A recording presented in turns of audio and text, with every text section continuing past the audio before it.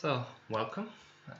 Here we will have a showcase of what happens when you use a lot of battlefield-wide spells versus evocations. You can place your bets on which side will win. We have about 200 Knights of the Chalice, supported by a lot of mages, versus a measly force of Helheim elves. Let's go.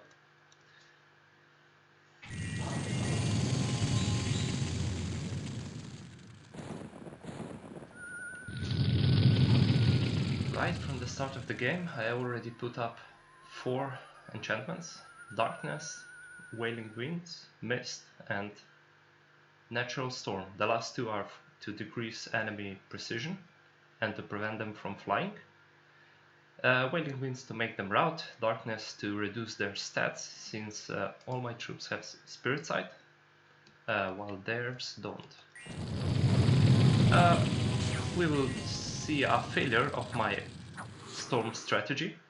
These angels here were on orders to fly on turn 1 already, so they managed to fly before the storm kicked in, but the rest of them are stuck in the rear.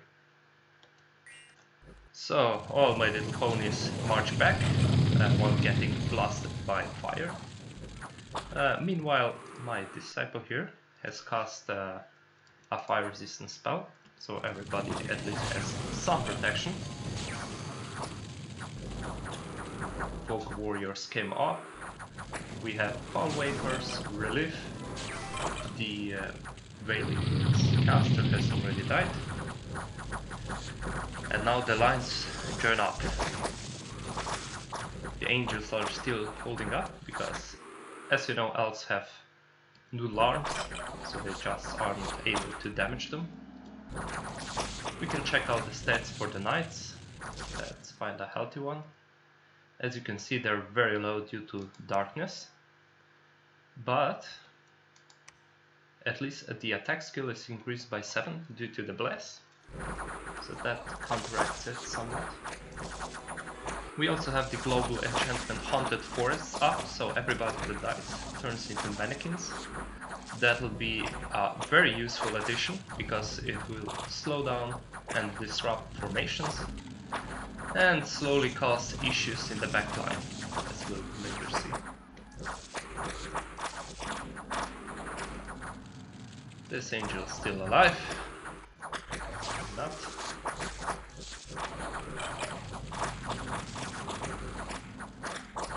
Spit it up. Oof, that was a painful shot. I hadn't mentioned it, but we also have regeneration up. Some of the brave elves are running. Now, Marignon decided it's a good idea to slowly retreat off the field. You can see the Manikins just standing around in the backline, slowing down everybody. The mages are slowly dying from foul vapors.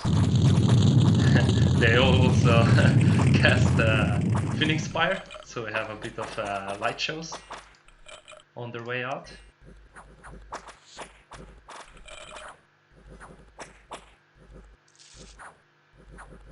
My troops aren't dying from foul vapors because I put up a Serpent's Blessing, and that's it for the battle. You can check the battle results. I would dare say it was rather one-sided. The 2 Hanged Rats I lost will be twice burned back at the capital. The gnome is, it is what it is. I haven't lost much sacreds, about 2 turns worth of recruitment, while Marignon's army is basically all deleted. Then we have another battle. This will be basically what happens if you put up battlefield-wide spells again, while the enemy sides mostly just rushes in. There are some Fomorian King tucks in the back, but as we'll see, they won't do much. They might have been scripted to fly, but we prevented that with Natural Storm. we're already getting flanked, but thankfully I managed to put out some hordes of skeletons. That will be almost all we'll have, because soon my mages will decide to just stop casting hordes of skeletons, even though that's the best way to fight off the Fomorian giants. They do not have magic weapons, so the storm demons will tie them up for a very long time. You can also see the Manikins again doing their thing.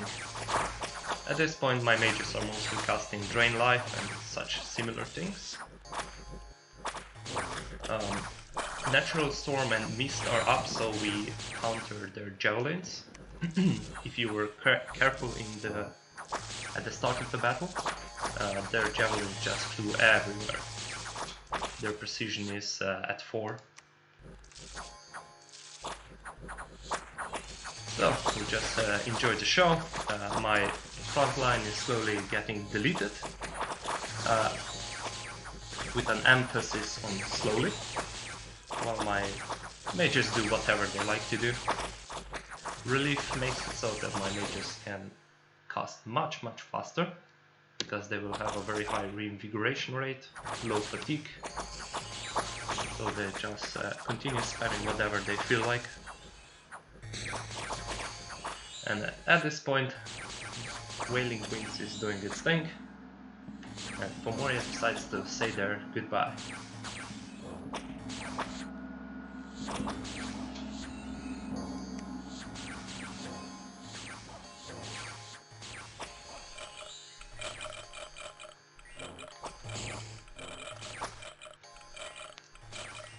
And now they decide to finally start pumping out hordes of skeletons when it doesn't matter anymore.